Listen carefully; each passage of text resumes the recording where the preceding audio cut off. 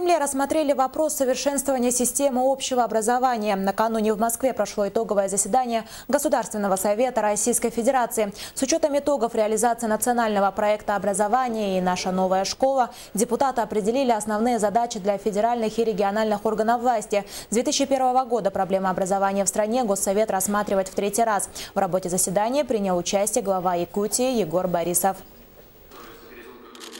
Сегодня разговор был более с глубоким содержанием.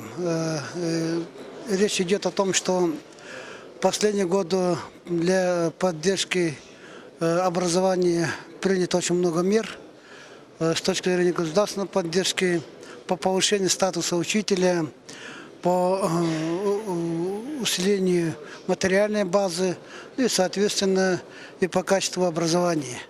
Но, к сожалению, с учетом сегодняшнего разговора я понял, что те или иные ориентиры, которые были поставлены, и с учетом и майских указов, и с учетом тех требований, которые поставил президент Российской Федерации, они не достигнуты в полном объеме. И самая главная задача сегодня речь идет об именно улучшении качества образования.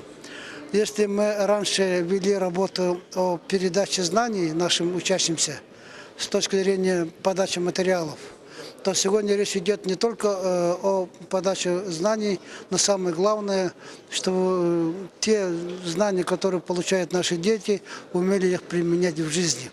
Вот это главная особенность сегодня прозвучала.